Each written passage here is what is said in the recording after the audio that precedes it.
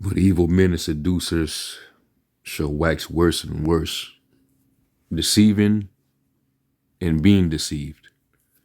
We give all honor, all praise, and all glory to Yahweh, Ba'ashem, Yahushai, Ba'ashem, Rachak Wadash. Double honors to the elder apostles and bishops of the great millstone that rule well. And as always, peace, blessings, and salutations until the full elect tabernacle of David scattered abroad across the four winds of the earth. That you seeing, guys in these last days, they're bugging out even more so than ever. Not sticking with the doctrine, not continuing the things, that they learned. So you're gonna have guys that's gonna they're gonna switch up. They're gonna start to vomit up certain things, and that's because guys they get in a mode of trying to gain new information. Because they do all this extra study and they eat all this honey up, thinking that they're going deep, and they end up in deep vomit, knee deep up in vomit because they just can't, stay in their lane.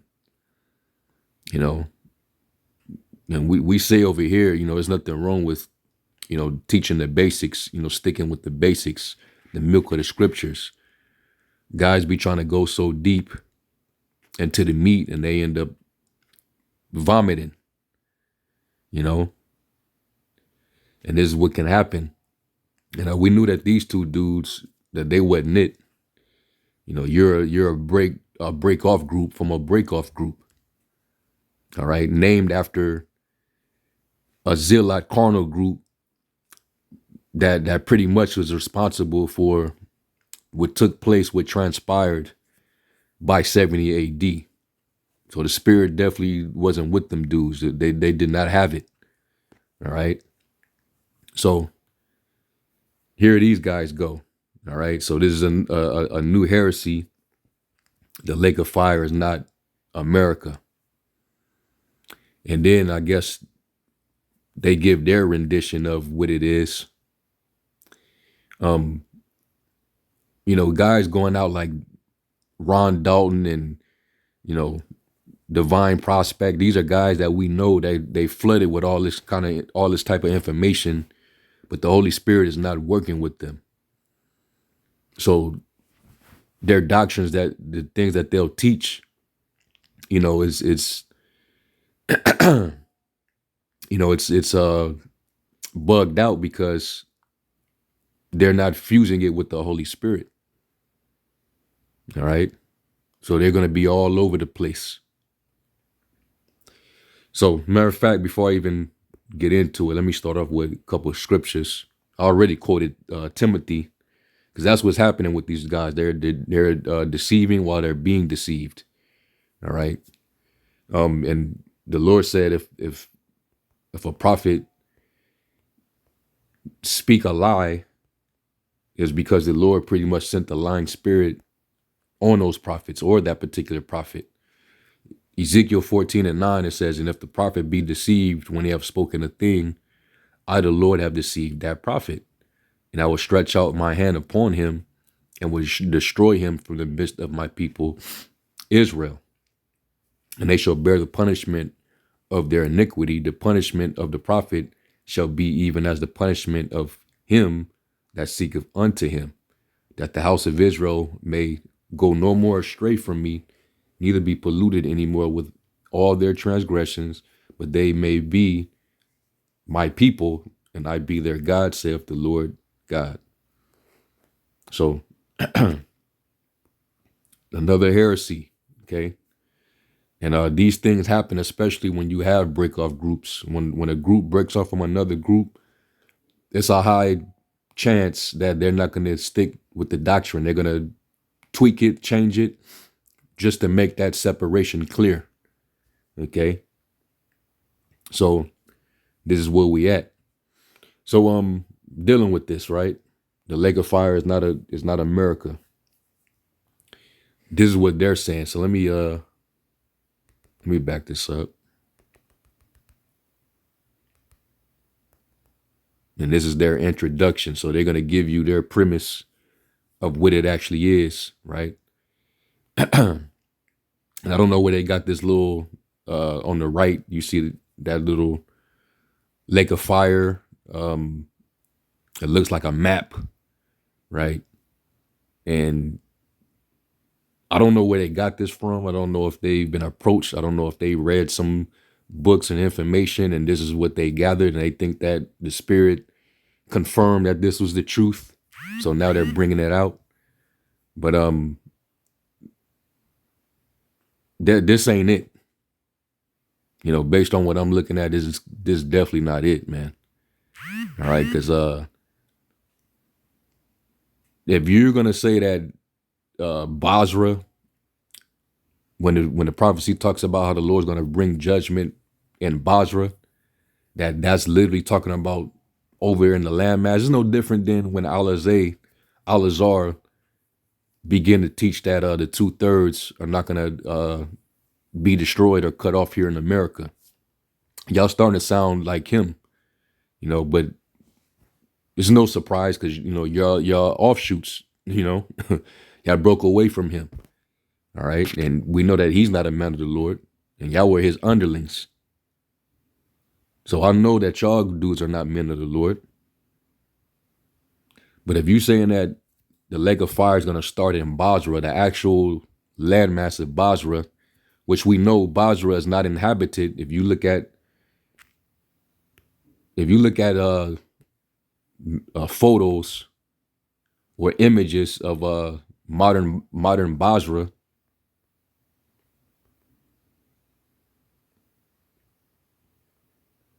which we know was the capital of Idumea or Edom.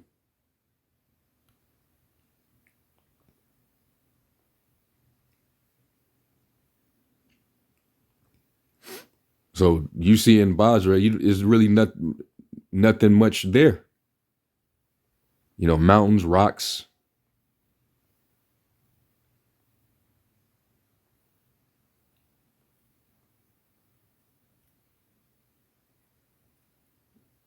So my question is, so is the Lord going to waste his fire? He's going to waste his firepower on, you know, rocks and mountains.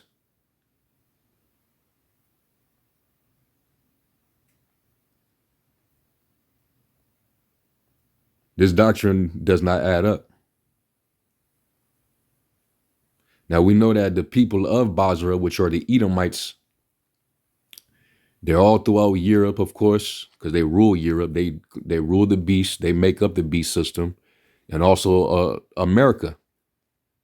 They all throughout America. They run and control America. All right. We know that America is Rome 2.0. All right. Part of the beast. Okay. Also known as the whore that rides the beast. What do you think? Matter of fact, because the modern day Basra is known today as Bethsaida, Jordan. Let's type in Bethsaida.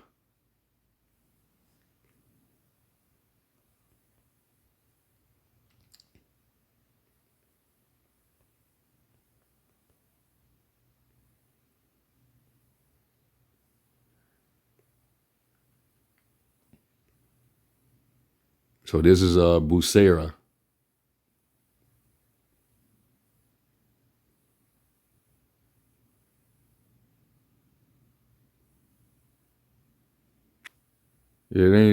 Come on, man. So this is where the lake of fire is gonna start. He's gonna destroy all this that really ain't shit there, right? It's literally a wilderness. But the judgment states that when the lake of fire happens, when the destruction happens, it's going to be made into a wilderness. And the only thing that's going to be left, you know, wandering and roaming and creeping through this landmass will be desert creatures and vultures. Unless y'all saying that prophecy already took place. Y'all saying that, the destruction and the judgment already came, because Basra right now is a wilderness. All right. But we know that just like the Lord, when every time he speaks about Jerusalem, he isn't always talking about the actual landmass of Jerusalem over in the Holy Land. We know that Jerusalem is a representation of his people. All right. It's like when we read Ezekiel 9, it talks about go through the streets of Jerusalem and smite. We know our people currently are scattered. Now, and that's if y'all still believe when y'all read Ezekiel 9 that that's going to happen. All right. Our people are scattered, all right, throughout the four corners of the earth, of course, and a lot of us are mainly here in America. We represent Jerusalem, okay, because we're the people of Jerusalem, okay. He likened Jerusalem unto a comely and a delicate woman. So the Lord likens his people unto a woman, all right. So the scriptures use a lot of similitude. It uses symbols, analogies, parables that represent his people. Like in Ezekiel, when he was cussing out Israel, he likened Israel unto two women. Was that Ezekiel the 23rd chapter? Yeah, two daughters. One was a Hola, and the other one was a Holabah. All right, Samaria, which represented Samaria and Jerusalem. Okay, does that mean that these two women were literal women? That was just the Lord using them as a comparison to the nation. All right. So going back to their premise, all right, let me just let them read their rendition. This is the imagery right here of the biblical description of the lake of fire.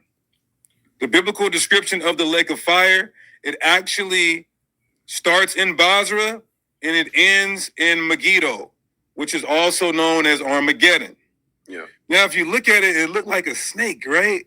It looked like a snake, but see, a river keeps flowing. So even though it's shaped like serpentine, it still has a start and ending point. So it still can be considered a lake of fire. So it says the doctrine of the lake of fire has long been misunderstood, confused with Christian mythology, or misapplied to America's coming nuclear destruction. We're not abandoning that at all. But when we rightly divide the scriptures from Isaiah and Ezekiel, the Revelation, the second Ezra. See, this is what happens, right? So let me get this quick script. This is what happens, man. Trying to go too deep. Let me get it in the NIV. Matter of fact, let me go up first.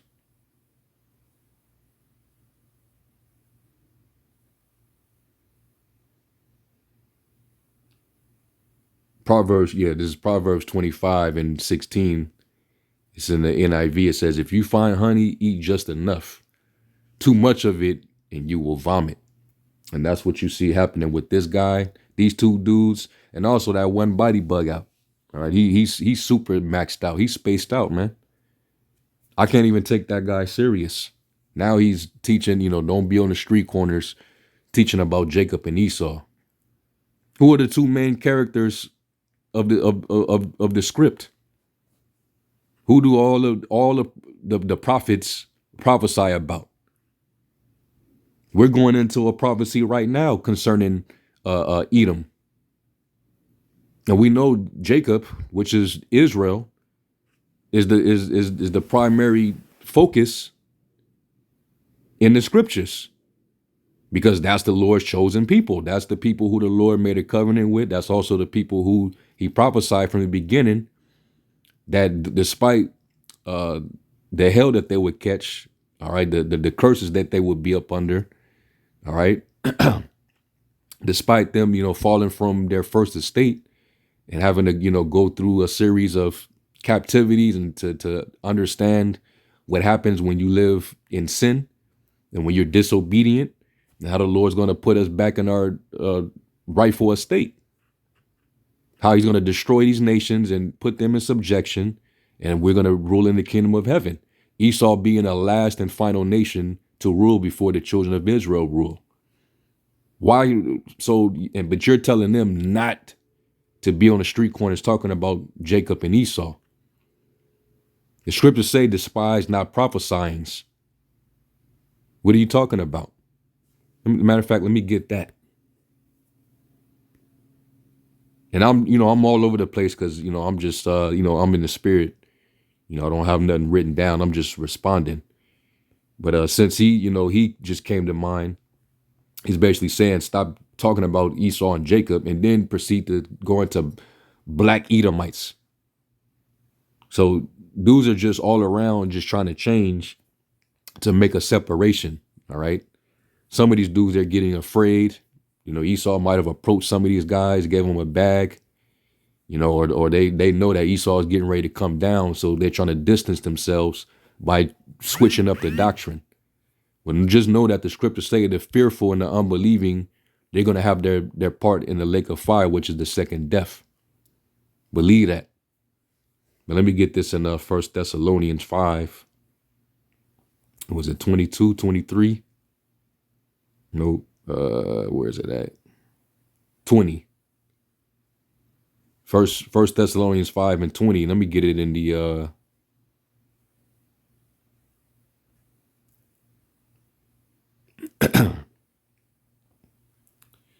NASB 20. It says, do not utterly reject prophecies. NLT, do not scoff at prophecies. A lot of people do that. They scoff at the MOTB prophecy, like Nate and them used to do. The dude we used to call Baloo, Bakwash, he scoffed at the prophecy.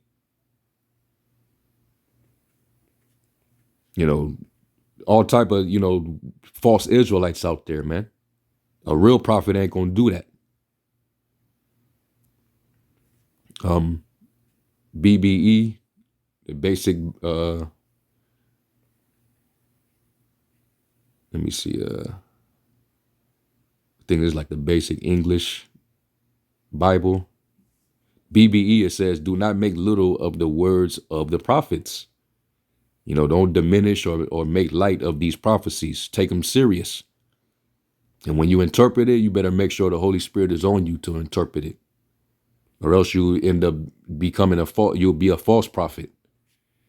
AMP, it says, do not scorn or reject gifts of prophecy or prophecies, spoken revelations, words of instruction or exhortation or warning. All right. And, we hear guys going off on the breakdowns of these prophecies. You're definitely going to get a warning from the true prophets. All right. And we use the scriptures to instruct and to exhort with all long suffering and doctrine. Okay. Like it says in also where it says that they rebuke them sharply, that they be sound in the faith. So that's why we get on these dudes. But going back, this is their issue, man. They trying to go so deep and don't even understand that they're vomiting. Let's go back to Proverbs 25 and let's jump down to verse 27. And it says, it is not good to eat too much honey, nor is it honorable to search out matters that are too deep. All right. And so guys, they be trying to carve a lane by trying to search the scriptures, but they'll search, beyond the scriptures and go into these, books written by these different so-called Bible scholars that went to these theological seminaries.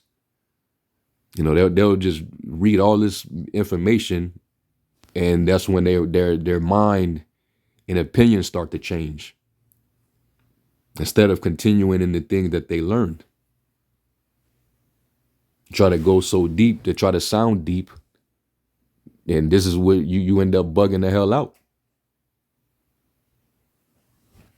So this is where we at now. So now America is no longer the lake of fire, but it's going to be destroyed, but it's not the lake of fire. Okay.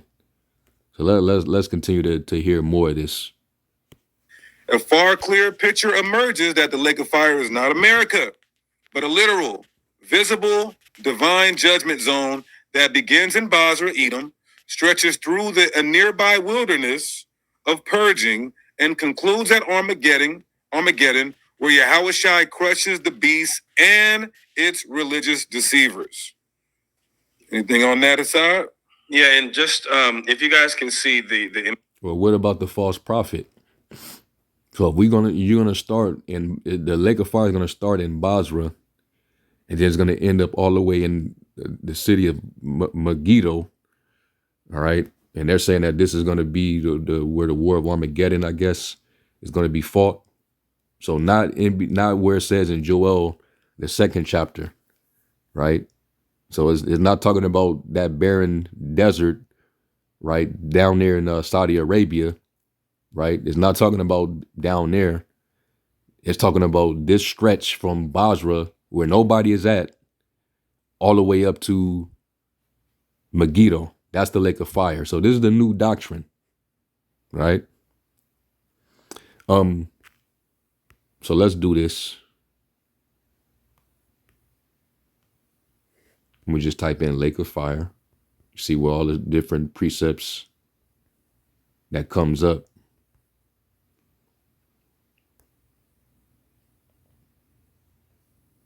You got Revelation 19 and Revelation 20. So you got Revelation 19 and 20. It says, and the beast was taken, and with them the false prophet that wrought miracles before him, with which he received them, it's like which he deceived them that had received the mark of the beast, and them that worshiped his image. So are there going to be people in America that have the mark of the beast? If there's people that's going to have the mark of the beast in America, that means that they're going to be a part of the lake of fire. So it's not America going to be in the lake of fire. Because if y'all saying that it has nothing to do with America, but yet people in America is going to receive the mark, and that's what is the judgment for receiving the mark? What is the judgment for receiving the mark as well as worshiping his image? It says, and them that worshiped his image, these both were cast alive into a lake of fire burning with brimstone. Where is that going to come from? The fire and the brimstone, where is that going to come from? What about what we read in Revelation 9 from verse 16 on down? What do those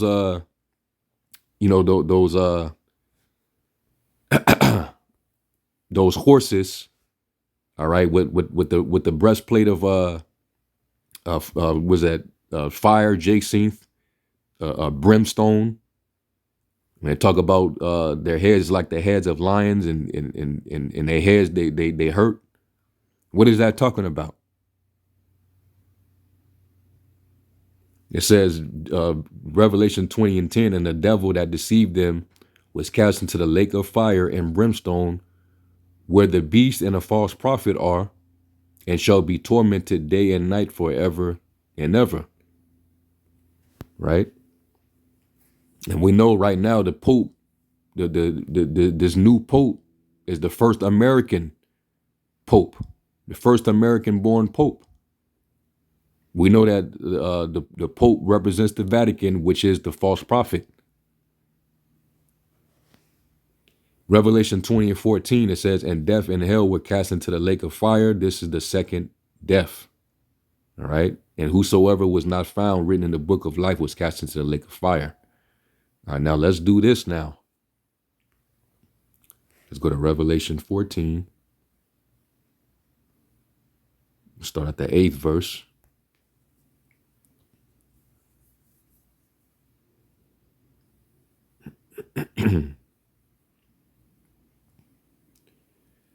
This is Revelation 14. And I'll start at 7. It says, saying with a loud voice, fear the Most High and give glory to him. For the hour of his judgment is come, and worship him that made heaven and earth and the sea and the fountains of waters. And there followed another angel saying, Babylon is fallen, that great city, because she made all nations drink of the wine of the wrath of her fornication.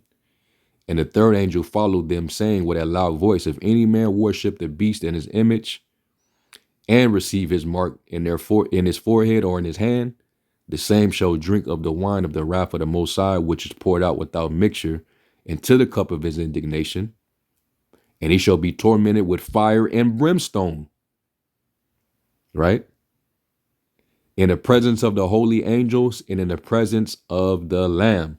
And the smoke of their torment ascendeth up forever and ever. And they have no rest day nor night, who worship the beast in his image, and whosoever receiveth the mark of his name. Okay. And we just read in Revelation 19 that those who receive the mark and worship the image, they're going to have their part in the lake of fire. So what are we reading here in Revelation 14? We're reading the same judgment. All right. So what is it? What the weapons of his indignation? What is he going to bring to judge them with? Ultimately, he's gonna shoot fire out of those chariots. But also, what is he gonna do? What is the weapons of his indignation that's going to cause a landmass to be totally desolate? Let's go to Isaiah 13. It's Isaiah 13 and verse I'll start at 3. It says, I have commanded my sanctified ones, I have also called my mighty ones for my anger, even them that rejoice in my highness, the noise of a multitude in the mountains, like as of a great people, a tumultuous noise of the kingdoms of nations gathered together. The Lord of hosts mustereth the host of the battle. They come from a far country, from the end of heaven, even the Lord and the weapons of his indignation to destroy the whole land. And what is that getting at? Let's go to 2nd Esdras.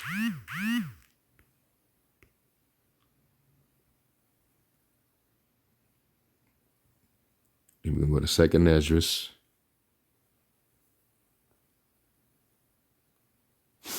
We're going to go to the 16th chapter. In verse 11, and it says, the Lord shall threaten, and who shall not be utterly beaten to powder at his presence? In the presence of the Lamb and the holy angels, right? The earth quaketh, and the foundations thereof, the sea ariseth up with waves from the deep, and the waves of it are troubled, and the fishes thereof also before the Lord and before the glory of his power. For strong is his right hand that bendeth the bow. And Jeremiah 50. Does it not instruct the nations pursuant to Jeremiah 50? What are they going to do? What is the Lord going to cause them to do? Because the Lord is going to control this whole event. Jeremiah 50 and 14. I mean, really, I can start at I could read verse 9 and go down. Jeremiah 50 and 9, it says, for lo, I will raise and cause to come up against Babylon an assembly of great nations from the north country. What would be that north country? The Medes is the northern country. And we know that the Medes are going to have a company of nations that's going to be gathered to them. Also, in Ezekiel the 38th chapter, they're also known as Gog. They're going to have a company assembly of nations, and they're also going to be a guard into a lot of those nations. All right, they're going to be prepared for war. What are they preparing now for? What are they spending a lot of their money on, their GDP? What are they when they doing their training, their joint drills? What are they perfecting? What are they practicing? They're practicing the use of their arsenal, their nuclear missiles, their defenses, and their nukes, which is all part of the armory of the Most High. All right. It says, and they shall set themselves in array against her. From thence shall she be taken. Their arrows shall be as of a mighty expert man. None shall return in vain. All right. And you could read a precept in Joel, the 2nd chapter as well. All right. They shall not break their ranks. All right. They all shall flow to the mark. All right. It says, and Chaldea shall be a spoil, and all that spoil her shall be satisfied, saith the Lord, because you were glad, because you rejoice, O ye destroyers of my heritage, because you are grown fat as the heifer at grass and bellow as bulls. Your mother shall be sore confounded. She that bare you shall be ashamed. Behold, the hindermost of the nations shall be a wilderness, a dry land, and a desert. So that's the outcome. That's the aftermath. Okay. Basra is already a wilderness. Okay. It says, because of the wrath of the Lord, it shall not be inhabited, but it shall be wholly desolate. Everyone that goeth by Babylon shall be astonished and hiss at all her plagues. We know this ain't talking about ancient Babylon, because Babylon, which is in modern day Iraq, is inhabited. Right? Put yourselves in array against Babylon round about. All ye that bend the bow, shoot at her, spare no arrows, for she hath sinned against the Lord. Okay? So they're going to bend that bow. So going back here, for strong is his right hand that bendeth the bow. So the Most High is going to be in the midst. He's going to control this whole operation for Babylon to get thrown down. His arrows that he shooteth are sharp and shall not miss when they begin to be shot into the ends of the world, because they're going to be intercontinental. We all know this. All right. And it's going to cause a fire that's not going to be put out. It's not going to be quenched. So you telling me that America is not going to turn into that lake of fire?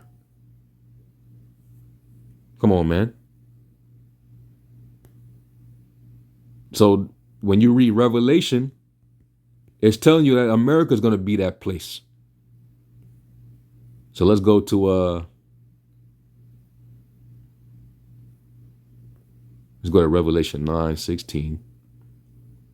And it says, and the number of the army of the horsemen were 200,000, and I heard the number of them. All right. And thus I saw the horses in the vision, and them that sat on them. So are these literal horses? I bet you Ron Dalton, he would tell you that this is talking about real horses, because he's not a prophet.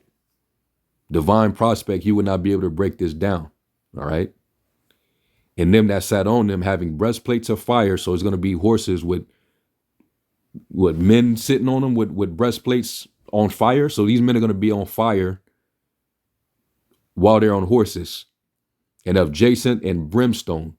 And the heads of the horses were as the heads of lions, and out of their mouths issues fire and smoke and brimstone. By these three was the third part of men killed, by the fire and by the smoke and by the brimstone which issued out of their mouths. For their powers in their mouth and in their tails, for their tails were like unto serpents, and had heads, and with them they do hurt.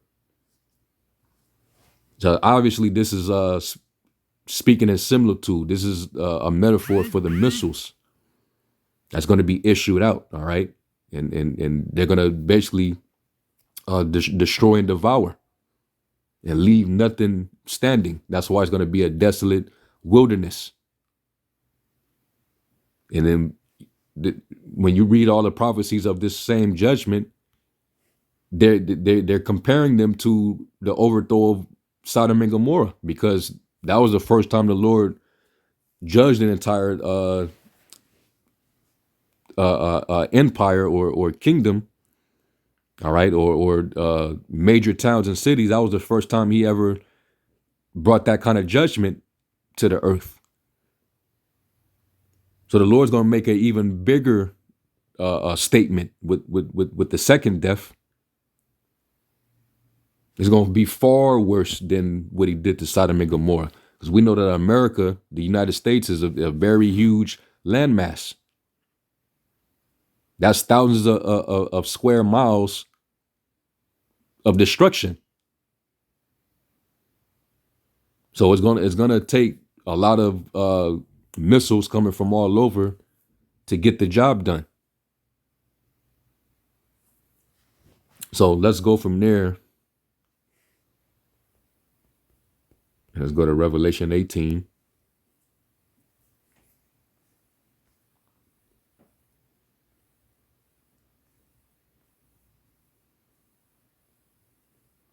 Let me jump down.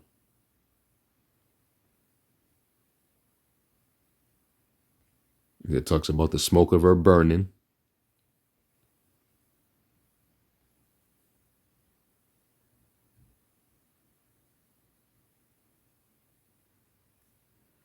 This is Revelation 18 and 20. It says, I'll start at 18. Damn, let me start at 17. It says, for in 1 hour so great riches is come to naught, and every shipmaster and all the company and ships and sailors and as many as trade by sea stood afar off and cried when they saw the smoke of her burning, saying, what city is like unto this great city? And they cast dust on their heads and cried, weeping and wailing, saying, alas, alas, that great city, wherein were made rich all that had ships in the sea, by reason of her costliness. For in 1 hour is she made desolate. Rejoice over her, thou heaven, and you holy prophets. It's like you holy apostles and prophets, for the Most High have avenged you on her. And a mighty angel took up a stone like a great millstone and cast it into the sea, saying, thus with violence shall that great city Babylon be thrown down, and shall be found no more at all. At all. So this place is going to get totally wiped out. Okay. So this place is going to be destroyed with fire and brimstone. Let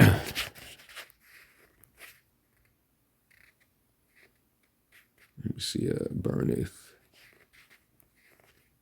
with fire.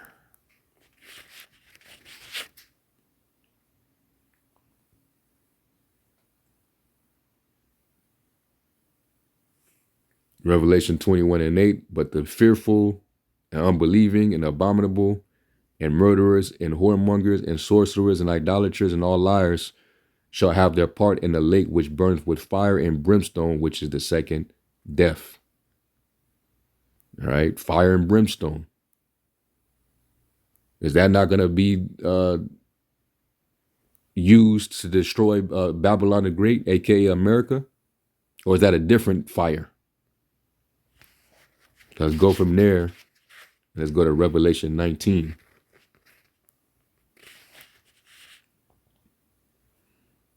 It's Revelation 19.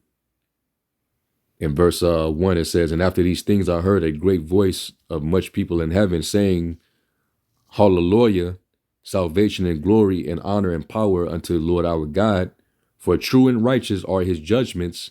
For he have judged the great whore which did corrupt the earth with her fornication, and have avenged the blood of his servants at her hand. And again they said, hallelujah, and her smoke rose up forever and ever. See that?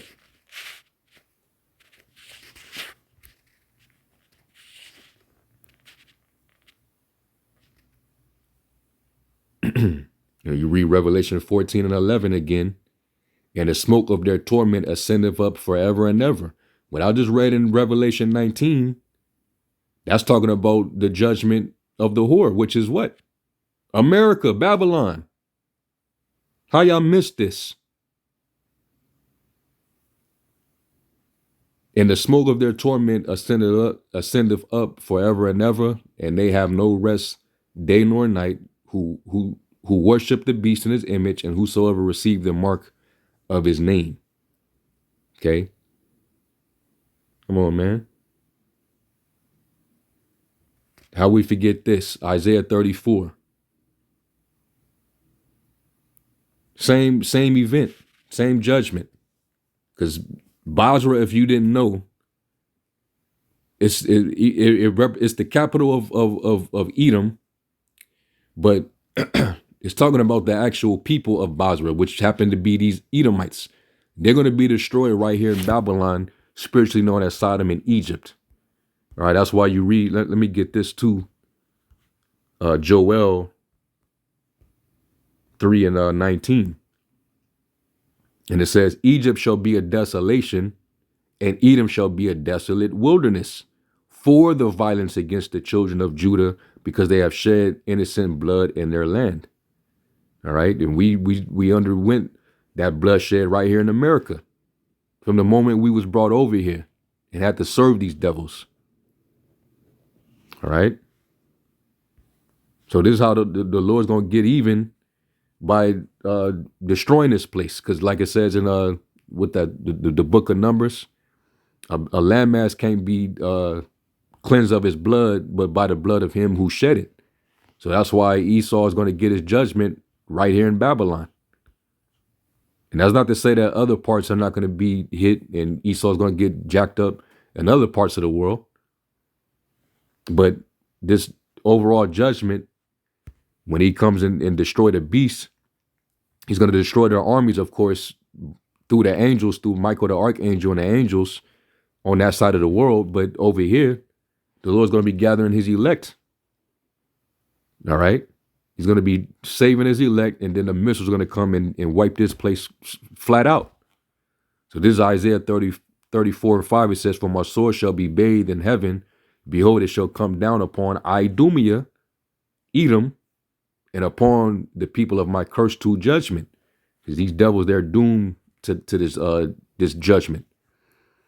All right. The sword of the Lord is filled with blood, and it is made fat with fatness, and with the blood of lambs and goats, with the fat of the kidneys of rams.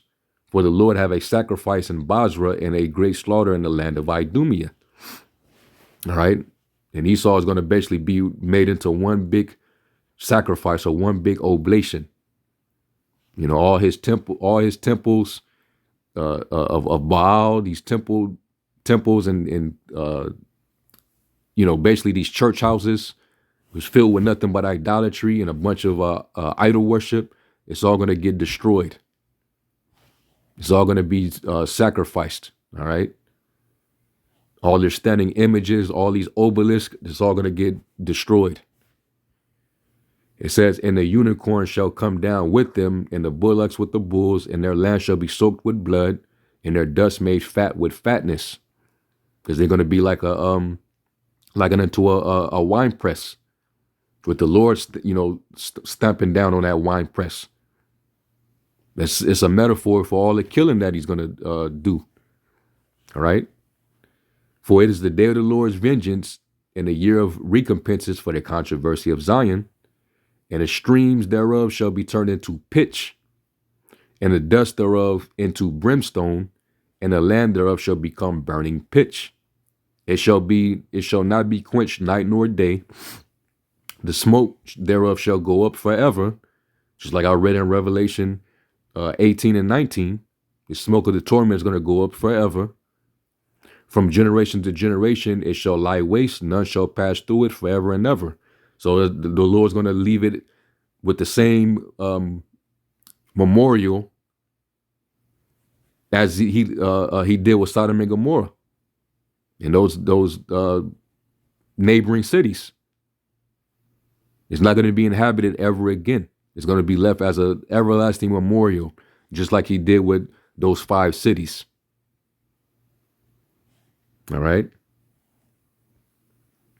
So they're saying that when this all happens, it's going to happen starting in the actual landmass of Basra, where there's nothing there anyway. So the Lord's going to waste his fire on a empty desert full of rocks and dirt and surrounded by mountains. What are we talking about? And then it's going to stretch, a nearby wilderness of purging. So the Lord's going to purge the rebels with fire. Okay. And concludes at Armageddon, where Yahushua crushes the beast and his religious deceivers.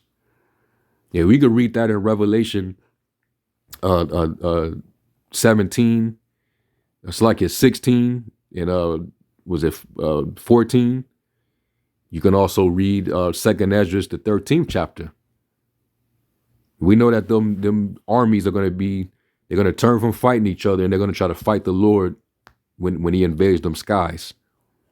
All right. A lot of them are going to be gathered over there because they're going to be fighting with each other over there. And the Lord's going to, crack the skies and come down the middle like Undertaker and take all these nations out, their armies. But we're going to be delivered into the ship in the Western hemisphere. The missiles is going to wipe America out, and we're going to have a front row seat. We're going to be looking right at the chariot, right out the chariot. All right, and we're going to be looking down, and we're going to see the destruction of our enemies. All right. It said that their enemies beheld them. When we go up into the cloud, it said their enemies beheld them. So that means that they're going to be looking up at us get delivered while the missiles is getting ready to come down. And then it talks about that sea of glass mingled with fire, because we're gonna have that view.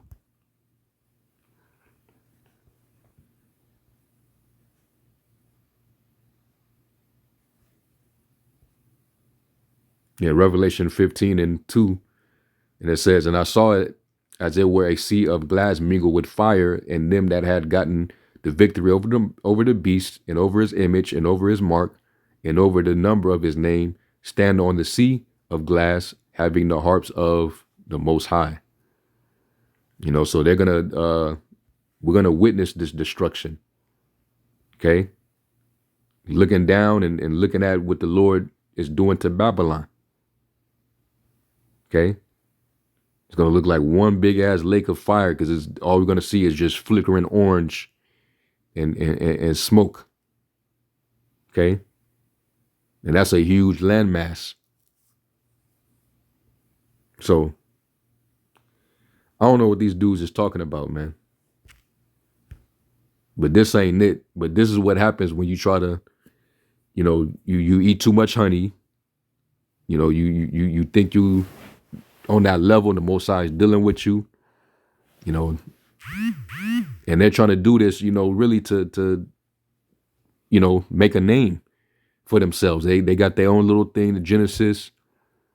So they gotta make that separation. No different than these other groups. They do all these bugged out breakdowns. They do it just to separate themselves.